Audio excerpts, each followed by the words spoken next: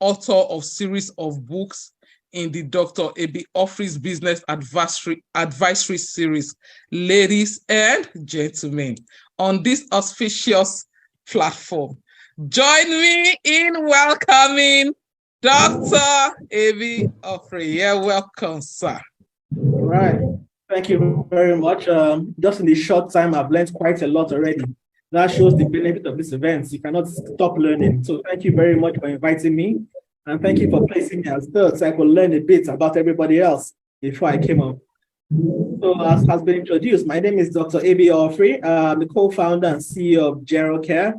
And for the purpose of this session, I will just briefly introduce my business because it will be the case study for most of the things I'm going to say going forward. So Gerocare basically is a digital health platform that makes it extremely easy for Nigerians anywhere they are in the world to provide healthcare for their parents in Nigeria. So the key problem we're solving is the fact that as a Nigerian, really before the age of 40, there is a 75% chance you will lose one or both your parents to untimely death or have them severely incapacitated by one condition or another simply because there's an absence of care for these elderly people. And this is the problem my partners and I decided to solve. And that's why we launched Gerocare. So when I go forward, I'm giving an example to understand what the business does. So I'm supposed to be talking about important strategies for startups, but because of time, I'll focus on just one, which is the importance of identifying the problem. Because if you don't identify the right problem to work on, all other strategies fall flat. One of the best laws that I use is the law of income. And it says that you will be paid in direct proportion to the amount of value you deliver according to the marketplace. So whatever business you do, you will be paid in direct proportion to the amount of value you deliver. So there has to be value and it has to be delivered. You can't create value and keep it. You must deliver it. And according to the marketplace. So the marketplace is not a place or a location, it's actually the people that need your service. So when I say target market, I mean those that need your service, are willing to buy your service and can afford your service. If they don't need your service, but can afford it and are willing to buy it, they are not your market because they will not buy for long. If they need it, but can't afford it, they are not your market. If they need it, can afford it, but are not willing to buy it, they are not your market. So the people you should focus on are those that need what you are selling, can afford to buy it, and are willing to purchase it. Again, we need to understand what constitutes value. So when we say it should be of value to your target market, what constitutes value to these markets? So usually 4 key things constitute value. We have the demand, we have the supply, we have the quantity, and the quality. For the benefit of this session, I will focus mainly on demand, which is why are people buying what you're selling. So first of all, why do people start businesses? Many times people start a business because that is what they can do, or because that's what the money in their hand can set up, or because that's what's in trend. But the question you should ask yourself is that the fact that you can do something, does that mean people want it? The fact that it's trending, does that mean people want it? The fact that that's the only thing you can do, does that mean people want it? There's a phenomenon in tech we call the SOAP, which is solution in search of a problem. Many people create a solution and begin to look for the problem it solves.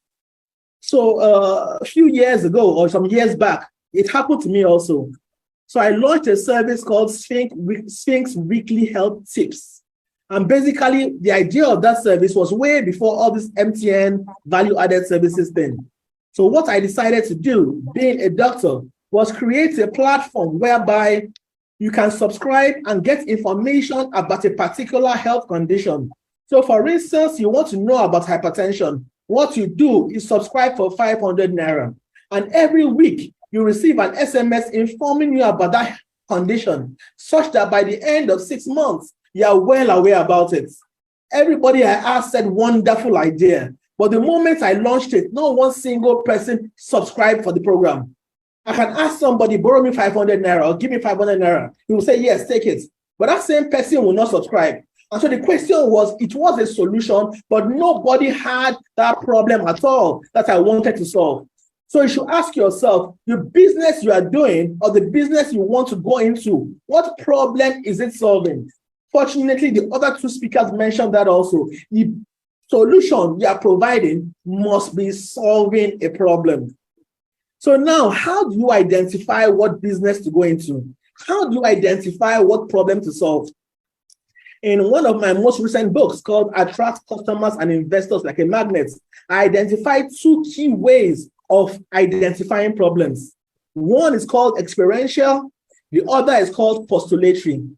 Experiential basically means you have to have experienced the problem yourself, or you know somebody closely who has experienced the problem, and you know the person needs a solution to that problem. So for Gerald Care, for instance, how did I come up with that idea and create a solution? So a few years ago, in the space of 1 year, my father had 2 massive strokes. And that was not because there's nothing I could have done about it. I was simply living and working somewhere else at the time. Subsequently, my mother called me. She told me her blood pressure was high and her blood sugar was high. But there is something she said next that jolted me. She said I had neglected them. And like many of us, I thought that was impossible. How could I neglect my parents? But after closely analyzing my life, I realized that while focused on business and my career, I had subconsciously neglected these people. We also realized that millions of people living and working far away from where their parents are. And the only time they hear anything is when something goes wrong. And so we thought to ourselves, is there a way whereby no matter where we are in the world, we can provide healthcare for our parents? And that's how we came up with Gerald Care, to enable Nigerians wherever they are in the world subscribe for regular doctor home visits for their parents in Nigeria using the Gerald Care mobile application. Again, we noticed that in our age group, the truth is that many of us had actually lost, or many people had actually lost one or both parents. And so it was a pressing need they had. And I had a means of solving it. And so I realized this is a problem that is pressing and something I can solve with my skill sets. And so I went into it. In your own industry also, you can decide what are the problems people are going through that I'm actually facing at the moment that I can solve. Identify this problem and look at your skill set. It does not matter if you have not been doing it. All that matters is the solution must be able to be preferred by you based on your skill sets. You don't look for problems in the health sector if you're an engineer or electrician. You look for something they are facing in that exact area where you have an expertise in. So the number one is identify a problem, their personal experience or experience of somebody close to you. The second is postulatory, meaning you speak to a lot of people. It's very amazing how many times you start a business, but you realize that the people that start this business have never one day spoken to the person they feel has the problem. There is something Ezekiel also mentioned about having multiple businesses and deciding to pick one. The question is, how do you choose that one? It's by following these things I'm talking about. Being able to identify that there's an actual problem to be solved. You don't go into it because that's what you have the skills for, or that's what the money you have can do, or that's what's in trend. You go into it because it's a problem that has been identified. Once a problem has been identified, when you provide that solution, the people that have that problem are already awaiting markets for the solution. So that's the second. The first experiential, the second postulatory. Now you have identified the problem. You now have to find out, is the problem even solvable at all? Because my business, for instance, in 2021, 2020, or when I started in 2017, the problem could be solved because there is now technology to support it. Because the way my business is structured, I have doctors all across the country. We have over 750 doctors on our platform in every state in Nigeria. There's no way you can go where we are not. But that's only possible because of the way technology is at the moment. All doctors have the mobile applications and can link to us. If there was no internet, there's no way I would have solved that problem. So what problem you identify, is it solvable? Are the things necessary to solve that problem currently available? Or can you tweak currently existing solutions to match up with what you intend to do?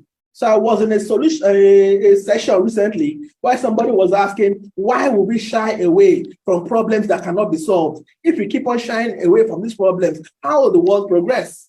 But my answer to them was, are you in business to invent or to start a business that is sustainable? Because if you want to be an inventor, it's fine. You can invent a solution, but the money might not come to you in your own generation.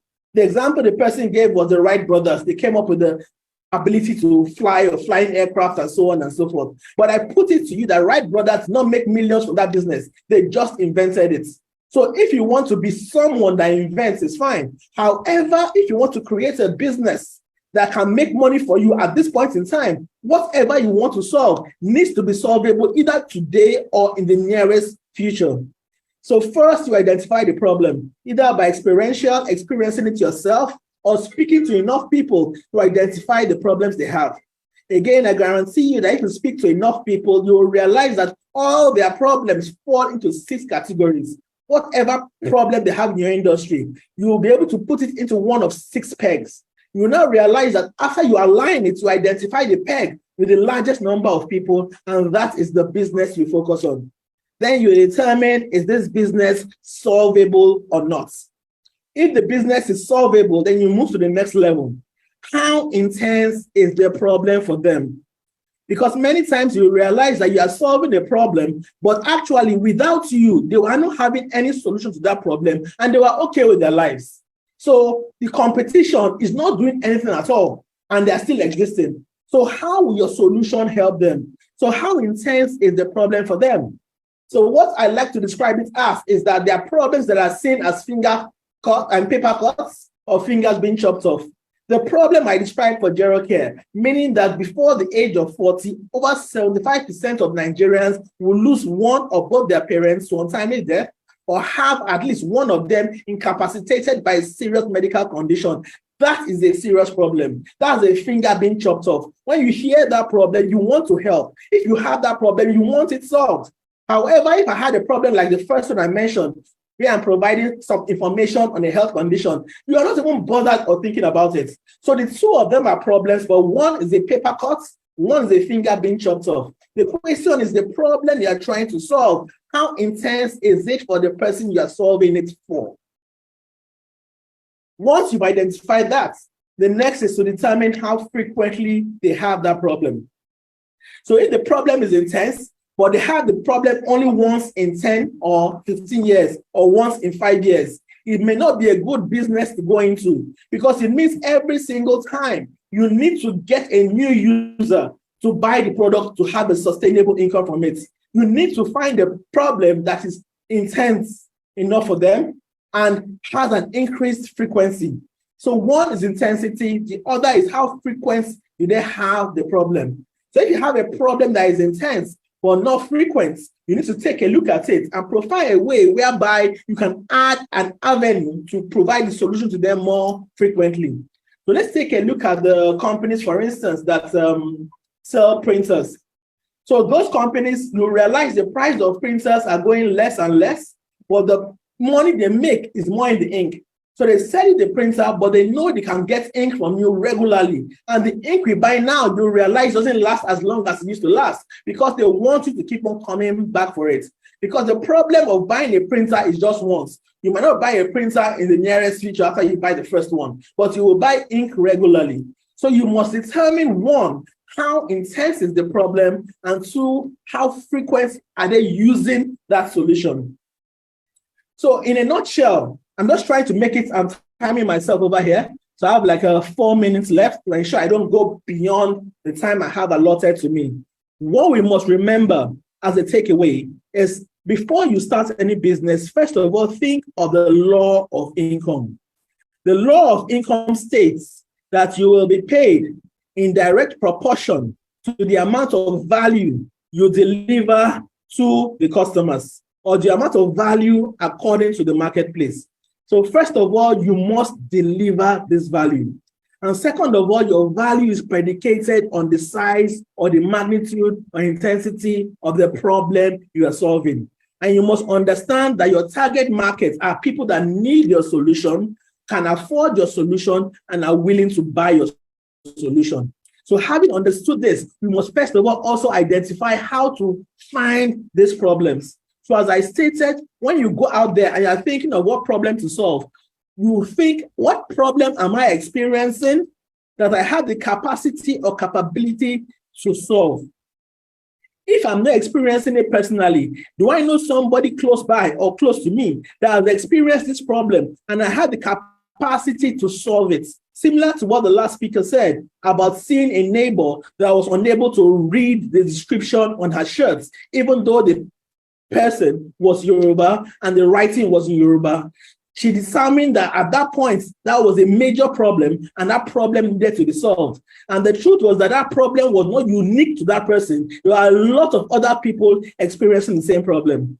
Recently, somebody asked me, but I'm a tailor, what kind of problem can I identify? Unfortunately, we know that in tailoring industry, for instance, there are key problems customers always face. The disappointments, the lateness, and all types of things. That is a key problem in that area that you can go into and solve as a tailor. So you can say I'm a tailor, but the problem I'm solving is the trust and reliability that other tailors do not have. That's a problem people have. You mentioned fishery. What are the problems people have in that industry? You don't just go in there because it's something you can do. You go in there because you've identified a gap in that market. There's something that people around need that is not being provided. And that was why you went into it. You then determine if the problem is actually solvable. If it's not solvable, look for the next best problem. If it's solvable, you take on that problem as what you want to solve.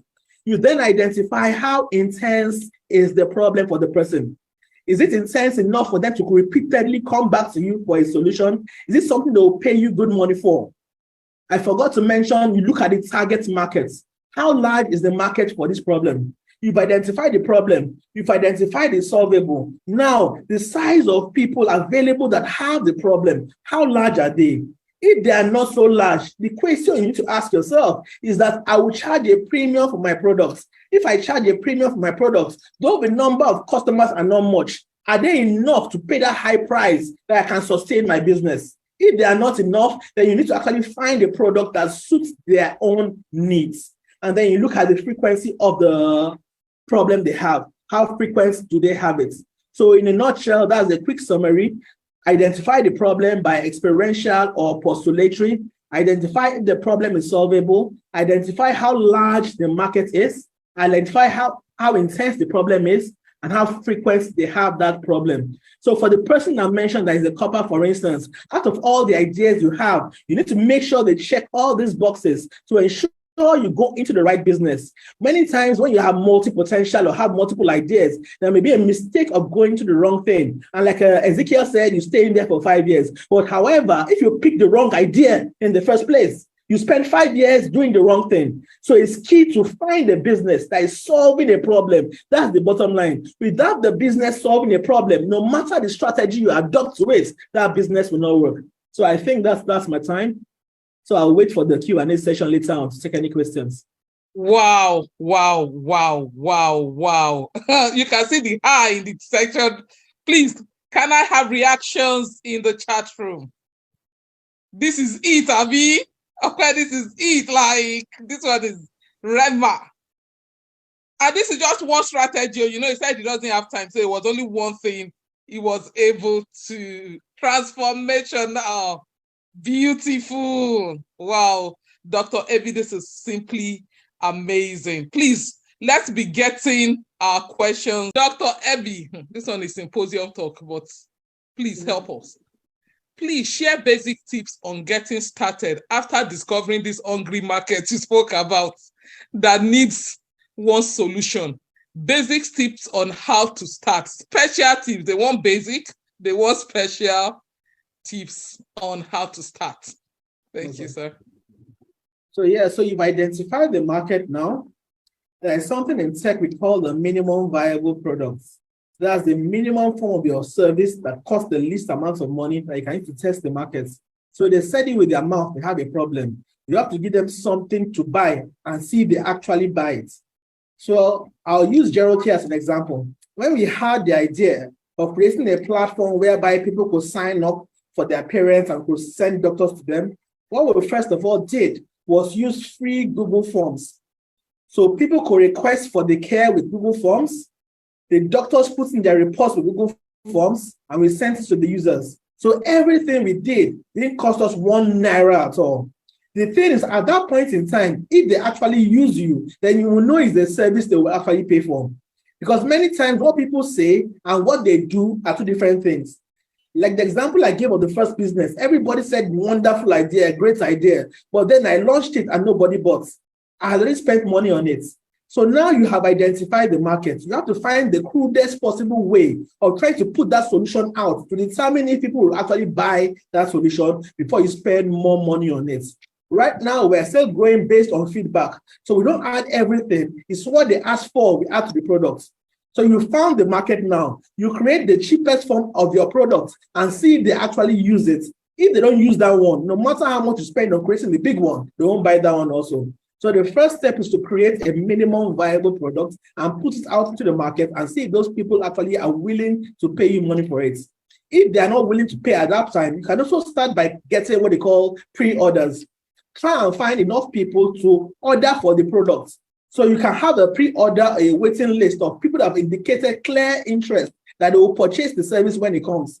So the first level was asking them questions, finding out if they have the problem. The second level is finding out if they will actually give you money for that problem. So if they have a waiting list or they pre-order, you can be sure, okay, if I spend more money, I will get my money back. If you don't have a waiting list, you can create a minimum viable product, spend the least amount of money, find the crudest form of your product, and then sell it to them. I remember the story of, I don't know how true it is, of Tesla when it was creating sport vehicles that are electric vehicles. What it did was found a normal vehicle, remove the engine, replace it with an electric one, and then see if anybody were interested in buying that vehicle. He didn't go and create an electric vehicle that was sports looking and stuff like that. He found a way to use a minimum viable product to test the market. So the first thing you should do is test the market to the crudest form of your solution and see if anybody actually pays for it. Wow, this is, if it was church, I would have said offering time. This one, if we should drop offering, like, this is amazing. What people say and what people do are very different. So true. So true. Thank you very much, sir. While we take... So for me, I'll piggyback on a question that was asked to Oludamilare as to what kept her going. So for me, when you start a business, I think the reason why you start should be strong, such that in the times when it feels like a downtime, you are still willing to continue. So for us at Gero Care, as I said, it's because of my father's ill health I started. And so no matter what's going on, each time I get home, I realize why I'm doing this, and that if I stop, a lot of people will experience what I'm experiencing. So my why is extremely strong. Again, similar to what Oludamilare said, there will be periods whereby you are tired, you are stressed, you don't want to continue, but you know why you started, and that why should be strong enough to keep you going.